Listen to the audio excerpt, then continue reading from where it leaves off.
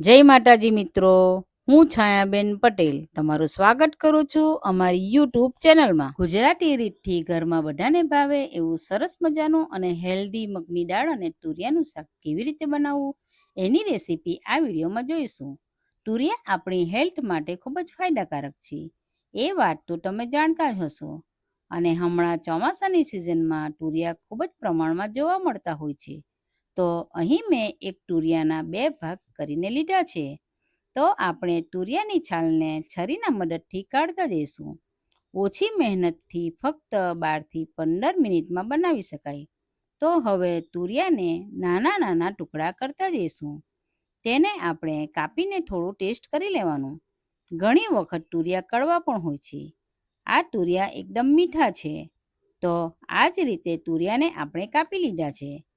તેમાં થોડું પાણી ઉમેરી સારી રીતે 2 થી 3 પાણીથી ધોઈ લઈશું. ચાલો તો હવે આગળની પ્રોસેસ ચાલુ કરીએ. હવે એક કઢાઈમાં 2 ચમચી તેલ ઉમેરીશું. તેલ ગરમ થાય ત્યારબાદ અડધી ચમચી રાઈ, અડધી ચમચી જીરું, 1 ચમચી કાપેલી લસણ, 2 આખા લાલ મરચાં, અડધી ચમચી હિંગ, થોડા કડી પત્તા અને અડધી વાટકી તેમાં કાપેલા કાંદા ઉમેરીશું. ધીમા તાપે કાંદાને ગોલ્ડન બ્રાઉન કરી લઈશું. ગોલ્ડન બ્રાઉન થાય ત્યારબાદ તેમાં અડધી ચમચી આદું લસણ મરચાંની પેસ્ટ, અડધી ચમચી હળદર, અડધી ચમચી ધાણા જીરું, અડધી ચમચી કાશ્મીરી લાલ મરચું અને અડધી ચમચી મીઠું નાખી સારી રીતે મિક્સ કરી લઈશું. અહીં તમારે ગેસની ફ્લેમ લો ટુ મીડિયમ જ રાખવાની છે. હવે અહીં મેં મગની દાળને 1 કલાક પહેલાં પલાળીને રાખી હતી. તે 1 વાટકી પલાળેલી મગની દાળ ઉમેરી લઈશું.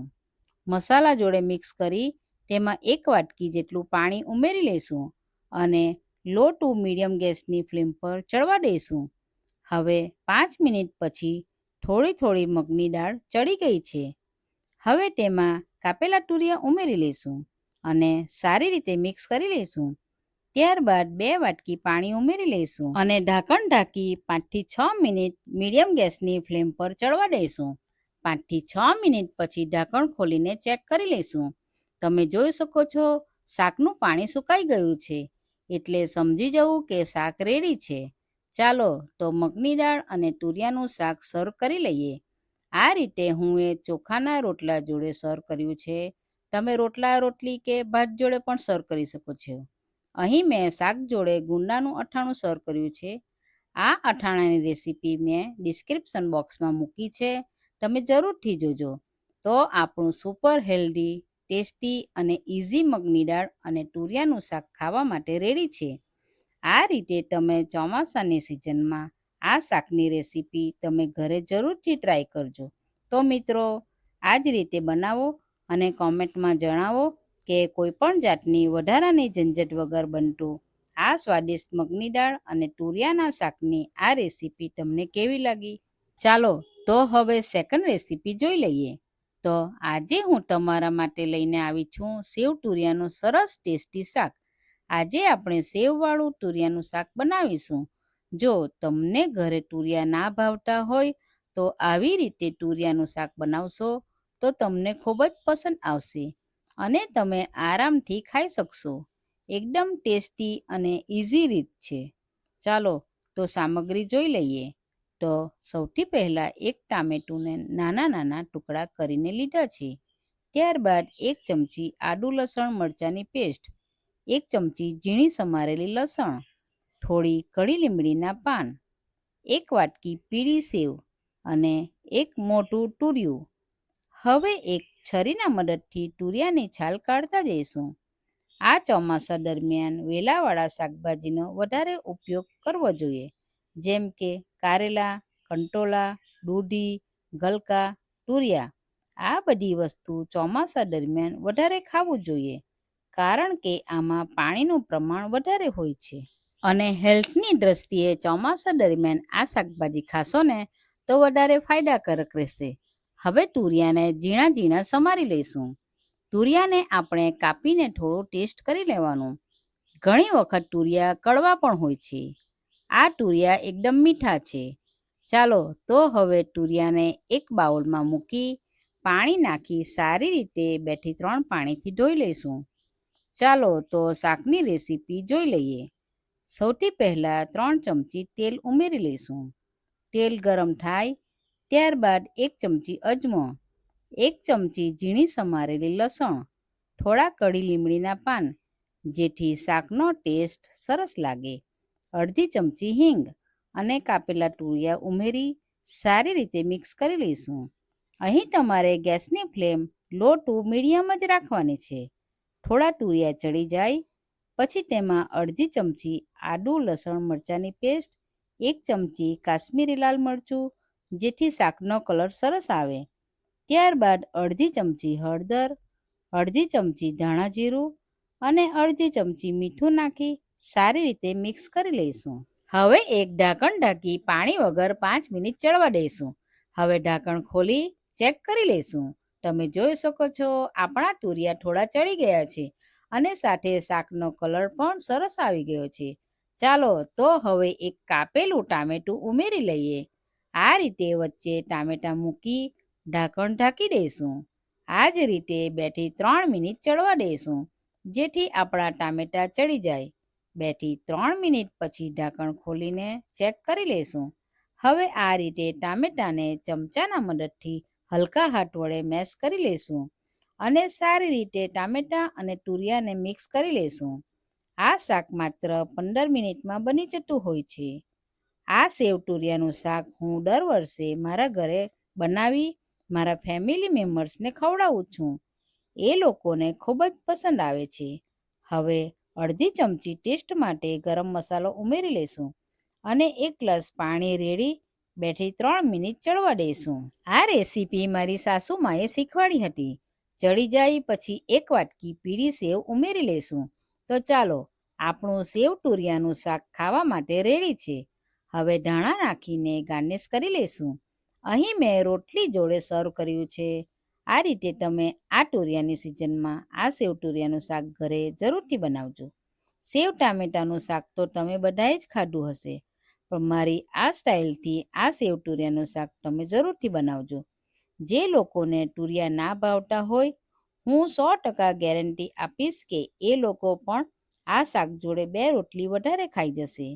અને તમને મારી આ રેસીપી પસંદ આવી હોય તો લાઈક અને કોમેન્ટ કરવાનું ભૂલતા નહીં. અને તમે મારી ચેનલ પર નવા છો તો સબસ્ક્રાઈબ કરવાનું ભૂલતા નહીં, જેથી અમને નવા વિડીયો બનાવવાની મોટિવેશન મળતી રહે. હવે ત્રીજી અને છેલ્લી રેસીપી જોઈ લઈએ. તો આજે હું એક એવી રેસીપી લઈને આવી છું કે જે રેસ્ટોરન્ટના પનીરના શાકને પણ ટક્કર આપશે અને એકદમ સ્વાદિષ્ટ, ચટપટા અને રસાદાર એવા ભરેલા તુરિયાનું શાક બનાવીશું. આ રેસીપીમાં મેં ટિપ્સ એન્ડ ટ્રિક્સ સાથે મસાલો બનાવવાની રીત બતાવી છે, તો સ્કીપ કર્યા વગર આખો વિડીયો જરૂરથી જોજો. લંચ કે ડિનરમાં બનાવીને આ શાકને તમે રોટલી કે ભાખરી જોડે સર્વ કરી શકો છો. બનાવવામાં પણ એકદમ સરળ છે. ચાલો તો રેસીપી શરૂ કરીએ. તો અહીં મેં 2 નંગ લાંબા તુરિયા લીધા છે. આ રીતે વચ્ચે 2 ભાગ કરી તુરિયાની છાલ છરીના મદદથી કાઢતા જઈશું. અત્યારે ચોમાસાની સિઝનમાં તુરિયા ખૂબ જ સરસ અને તાજા આવતા હોય છે. તુરિયામાં ભરપૂર મિનરલ્સ, વિટામિન્સ અને ફાઇબર હોય છે. જો સિમ્પલ રીતે તુરિયાનું શાક બનાવીએ તો કોઈ નથી ખાતું, તો એકવાર તમે આ રીતે બનાવીને ટ્રાય કરજો. હવે એક થાળામાં બધા તુરિયા મૂકી 2 થી 3 પાણીએ સારી રીતે ધોઈ લઈશું. આ તુરિયા થોડા કૂણા છે, જેથી થોડી છાલ રહેવા દીધી છે. હવે આ રીતે તુરિયાને મીડિયમ સાઇઝમાં કટ કરી લઈશું. હવે મસાલો ભરવા માટે તુરિયામાં વચ્ચેથી એક ઊભો કાપો પાડી લઈશું. હવે આ જ રીતે બધા તુરિયા કટ કરીને રેડી કરી લઈશું. ચાલો તો મસાલાની રેસીપી જોઈ લઈએ. એક મિક્સર જારમાં 2 વાટકી સિંગદાણા ઉમેરી લઈશું. અહીં તમે શેકેલા સિંગદાણા પણ લઈ શકો છો. હવે 1 વાટકી સફેદ તલ લઈશું, જેથી શાકમાં થોડો ક્રીમી ફ્લેવર આવે. ત્યારબાદ 2 વાટકી પીળી સેવ લઈશું. સેવની જગ્યાએ તમે શેકેલો ચણાનો લોટ પણ લઈ શકો છો. હવે એક આદુનો ટુકડો, 1 મરચું અને 6 થી 7 નંગ લસણ ઉમેરીશું. હવે કલર સરસ આવે એ માટે 1 ચમચી કાશ્મીરી લાલ મરચું ઉમેરીશું. ત્યારબાદ અડધી ચમચી હળદર 1 ચમચી ધાણા જીરુંનો પાવડર, 1 ચમચી મીઠું નાખી અને થોડા લીલા ધાણા નાખી મિક્સરનું ઢાંકણ ઢાંકી ક્રશ કરી લઈશું. તમે જોઈ શકો છો આપણો મસાલો રેડી થઈ ગયો છે. આ મસાલો થોડો આખો જ રાખવો, એકદમ વધારે ક્રશ નથી કરવાનો. તો હવે એક બાઉલમાં મસાલાને કાઢી લઈશું. હવે 1 વાટકી તેલ ઉમેરીશું અને 1 વાટકી લીંબુનો રસ ઉમેરીશું અને સારી રીતે મિક્સ કરી લઈશું. અહીં હું તમને એક ટિપ્સ આપીશ કે લીંબુનો રસ ઉમેરવાથી ટેસ્ટ બેલેન્સ થઈ જશે. હવે તુરિયામાં ઊભો કાપો પાડ્યો હતો, તેમાં હલકા હાથ વડે થોડો થોડો મસાલો ભરતા જઈશું. મસાલામાં થોડો અડધી ચમચી ક્યાં તો 1 ચમચી જેટલો ગોળ પણ ઉમેરી શકો છો, જેથી શાકમાં થોડી મીઠાશ આવે.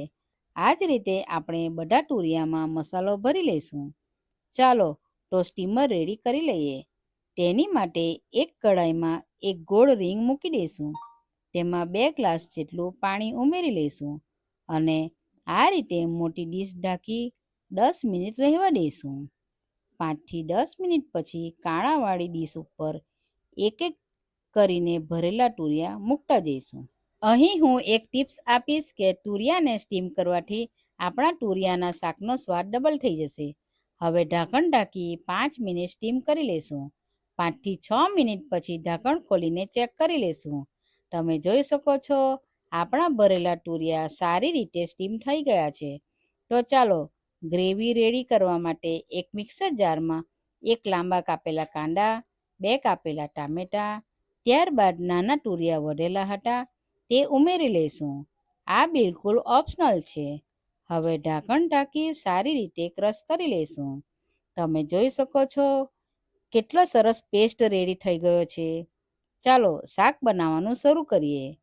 સૌથી પહેલાં એક કઢાઈમાં 3 થી 4 ચમચી તેલ ઉમેરીશું. આ શાકમાં તેલની ક્વોન્ટિટી વધારે રાખવી. તેલ ગરમ થાય ત્યારબાદ તેમાં 1 ચમચી જીરું ઉમેરવું. જીરું ગોલ્ડન બ્રાઉન થાય એટલે તેમાં 2 તેજપત્તા, 2 આખા લાલ મરચાં, 2 લવિંગ, 2 તજના ટુકડા, હવે થોડી કઢી લીમડી ઉમેરીશું જેથી શાકનો ટેસ્ટ સરસ આવશે. ત્યારબાદ અડધી ચમચી હિંગ, 1 ચમચી આદુ લસણની પેસ્ટ, હવે 1 ચમચી કશ્મીરી લાલ મરચું જેથી શાકનો કલર સરસ આવે. હવે અડધી ચમચી હળદર, અડધી ચમચી ધાણા જીરું પાવડર અને અડધી ચમચી મીઠું નાખીને મિક્સ કરી લઈશું. અહીં તમારે ગેસની ફ્લેમ મીડિયમ ટુ લો જ રાખવાની છે જેથી મસાલો બળી ના જાય. હવે કાંદા ટામેટાની પેસ્ટ ઉમેરી લઈશું જે આપણે પહેલાં રેડી કરી હતી એ. જો તમે કાંદા લસણ ના ખાતા હોય તો તમે સ્કીપ પણ કરી શકો છો. ત્યારબાદ 1 વાટકી પાણી ઉમેરી 5 થી 6 મિનિટ સુધી ઢાંકણ ઢાંકી ચડવા દઈશું. 5 મિનિટ પછી ખોલીને જોઈ લઈએ. તમે જોઈ શકો છો આપણા શાકની ગ્રેવીમાં તેલ ઉપર આવી ગયું છે એટલે સમજી જવું કે ગ્રેવી રેડી થઈ ગઈ છે. હવે 1 વાટકી મસાલો વધ્યો હતો તે આપણે એમાં ઉમેરી લઈશું. બરાબર મિક્સ કર્યા બાદ ફરીથી 1 વાટકી પાણી ઉમેરી લઈશું. થોડી ગ્રેવી ઉકળે પછી એક એક કરીને સ્ટીમ કરેલા ભરેલા તુરિયા મૂકી દઈશું. તુરિયા આપણે પહેલાં સ્ટીમ કર્યા હતા એટલા માટે શાકને વધારે ચડવા દેવાની જરૂર પડશે નહીં. હવે ઢાંકણ ઢાંકી 2 થી 3 મિનિટ કૂક થવા દઈશું જેથી સ્ટીમ કરેલા તુરિયામાં મસાલો પચી જાય. ધાણાથી ગાર્નિશ કરી આપણું શાક ખાવા માટે રેડી છે. તો ચાલો સર્વ કરી લઈએ. અહીં મેં ચોખાના પૂડા જોડે સર્વ કર્યું છે. તમે રોટલી કે રાઈસ જોડે પણ સર્વ કરી શકો છો. સાથે મેં કેરીનો છુંદો સર્વ કર્યો છે. કેરીના છુંદાની રેસીપી મેં ડિસ્ક્રિપ્શન બોક્સમાં મૂકી છે, તમે જરૂરથી જોજો. તો આપણું ભરેલા તુરિયાનું મસાલેદાર સાંજની રેસીપી માટે જે પનીરને પણ ટક્કર આપે એવું શાક ખાવા માટે રેડી છે. તમે મારી આ ટ્રીકથી એકવાર બનાવીને ઘરે બધા ફેમિલી મેમ્બર્સને જરૂરથી ખવડાવજો. આ રીતે તમે તુરિયાનું શાક બનાવશો તો તમને ખૂબ જ પસંદ આવશે. તમારામાંથી કોને કોને તુરિયાનું શાક ખૂબ જ ભાવે છે તે નીચે કોમેન્ટ સેક્શનમાં જણાવજો. 3 રેસીપીમાંથી તમારી ફેવરેટ કઈ છે તે નીચે કોમેન્ટમાં જરૂરથી કહેજો. આ રીતે આ સિઝનમાં તુરિયાનું શાક ઘરે જરૂરથી બનાવજો. આવી જ અવનવી રેસીપી જોવા માટે અમારી ચેનલને સબસ્ક્રાઈબ કરો અને બાજુમાં બેલ આઇકન દબાવવાનું ભૂલતા નહીં, જેથી નવી નવી રેસીપીની નોટિફિકેશન આવતી રહે. તો ચાલો મળીએ બીજા વિડીયોમાં. આવજો.